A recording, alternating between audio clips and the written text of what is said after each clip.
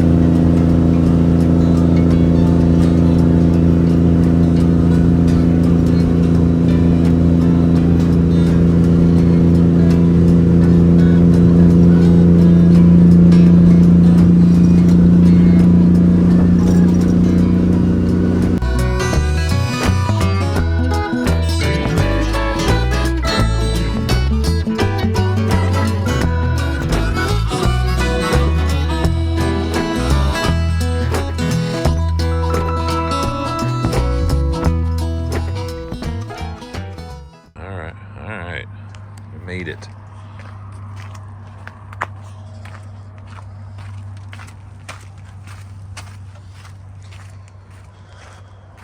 I get the luggage out.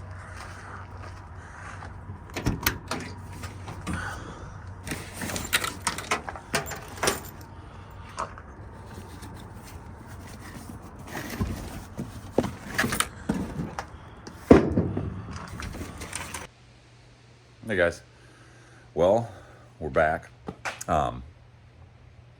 The GMC Jamboree that Dane Scott from Dane Scott's Truckers Lounge put on.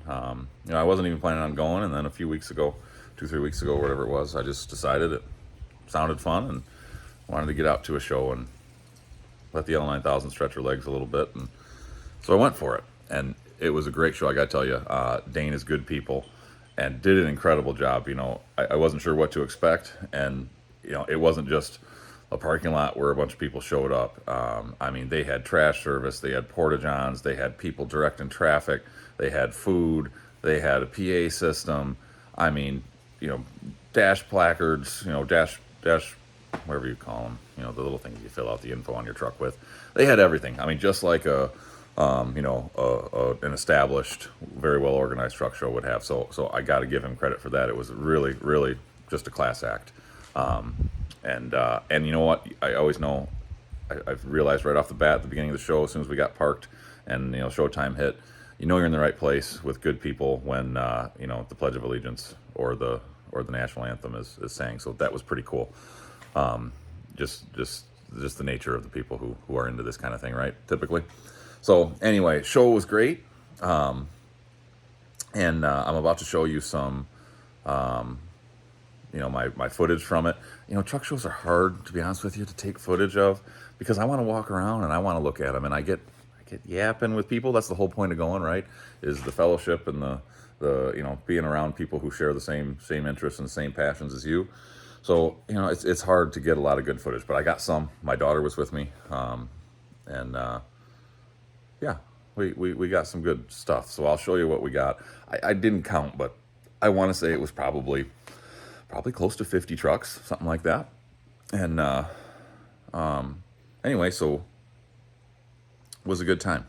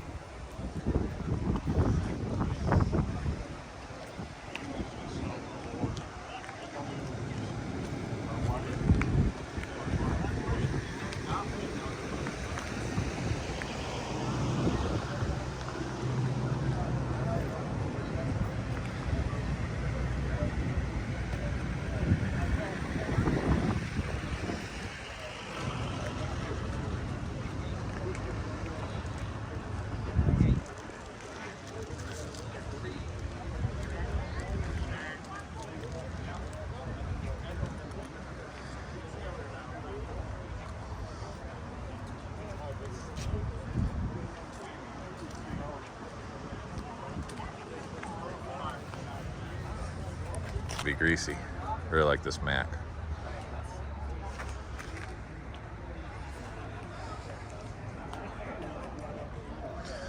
These might be my two favorites. This whole row right here. The FLC Freightliner, the Mac, the triple axle, the little window Pete, and that Kenworth that's next to us. Love triple axles. Used to clean all original FLC.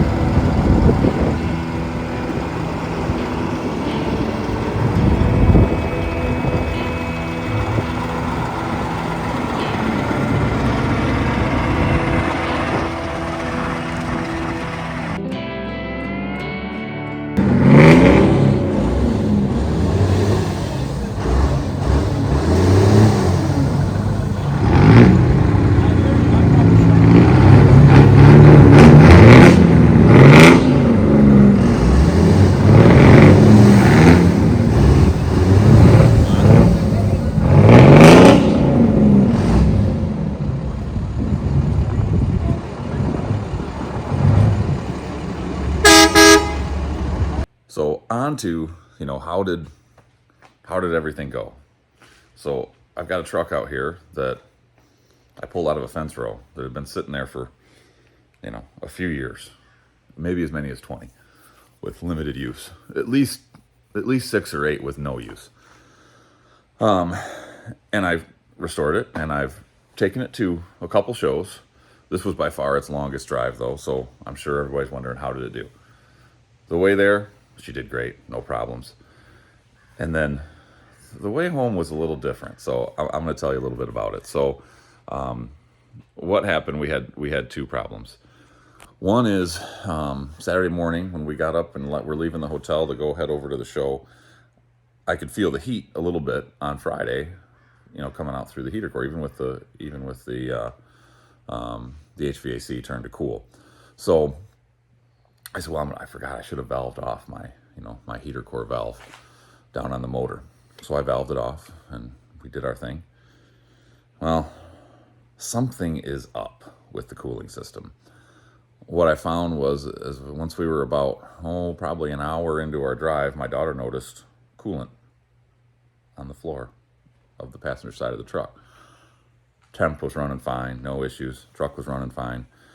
We were coming into Cleveland, no good spots to pull over. Like, I'm talking in Cleveland on I-90. So let it ride and waited till we pulled over for dinner, found a spot where we could get off and park, and let it cool down while we were eating, and came back out, and I didn't see any leaks on the engine. It was totally internal. So we mopped everything up, got it back to good, and truck wouldn't start. Nothing, nada, no. Couldn't even hear the starter relay clicking. So anyway, long story short, starter's cooked. I know some of you probably saw the YouTube short that I posted back this winter, and it was Too Long a Cranking Times, and I had all the internet keyboard jockeys telling me I ruined it. Maybe I did, maybe that was part of it, but it started fine for 5 months since then, in very cold temperatures, no issues. The other thing I noticed is that I did very poor PMing, to be honest with you, and one thing I should have had on my list to be done that I never did was battery cables. There are numerous slits in the sheath that are inches long. It's swelled. Every terminal end is corroded and loose. the cables are junk. So I'm sure that long cranking time for the sake of a YouTube short probably shortened the life of that solenoid and starter. But I think the cables are they're not transferring hardly any power. So we're working on the truck today. We're going to pull cables out, and we're going to pull a starter out, and we're going to get them ordered. We're going to fix that whole problem. The coolant issue also. So anyway, long story, but I found a good Samaritan, basically. And my idea was that, short of my wife driving for 3 hours with my pickup to come rescue us, found a guy with a Super Duty, and I think he probably saw us sitting there with the hood up and saw the forlorn look on my daughter's face, and he pulled up and asked if we needed some help. And I said, well, how do you feel about testing your Super Duty's prowess at pull starting a semi? So long story short, we unhooked the gooseneck. Took a few attempts, but we got it running, but the truck would die immediately as soon as we got it pull started. In the end, what I deduced was I ended up running a jumper wire from direct from batteries to the fuel solenoid, because the thumb screw is broken, as I found out, on my fuel solenoid switch. It's stripped, so I couldn't just turn it in, which on a PT pump Cummins usually can do. So what I did was I wired it to the battery. Now, it's not an issue with the fuel solenoid, however. What it is it was the low coolant sensor. So it was low on coolant. I thought with that valve closed, it was bleeding out just the residual that was in the heater core, and that's not the case. It had lost about 3 gallons of coolant. And there's a fail-safe. When that switch senses low coolant, it shuts down fuel and keeps the truck from running. So bypassing and running battery power, hot power to that switch solved that problem. I also added 3 gallons of coolant because I had it with me. So we've got to figure that out. What I did find, though, it didn't leak on the rest of the way home, because when I opened that hand valve back up and let coolant flow back to the heater core, no leaks, no nothing. And it was dripping from that valve just slightly. So I don't know if it blew out the heater core. Obviously, I don't think it did, because it was something with the back pressure caused when that valve is off. I think the valve has failed internally. Something's up with it. So that honestly might become a winter project once I verify that there's no leak. So anyway, long story short is this gentleman helped us out in a pinch. We finally got it pull started the one last time. Once I had it bypassed and the coolant added back in, she stayed running just fine. We hooked back up to the gooseneck. He went on his way to go on a family camping trip starting this morning, and we went on our way back to Michigan. And instead of rolling in at about 9 o'clock at night, we rolled in at about 1 o'clock in the morning, after being parked at a Meijer parking lot behind a Chick-fil-A in, I think it was Lorain, Ohio, for about three and a half hours. So I just want to show you guys, I'm gonna show you who this guy is, because honestly, we need more people like him in the world. So guys, this gentleman, Joel Vasco, yeah, he's out of Amherst, Ohio. He is he has his own business, and he's a Harley mechanic, does customization and motor work. I've got his phone number blocked off there, because I don't know that he would want his phone number shared, but give you his email and his Facebook contact information.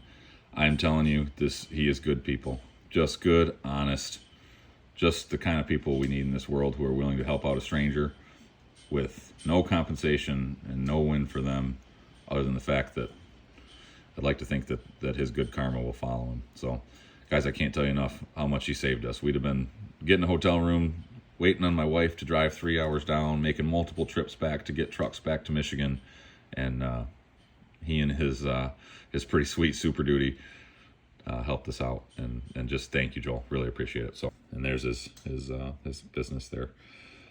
Anyway, that's that. We're home. The show was awesome.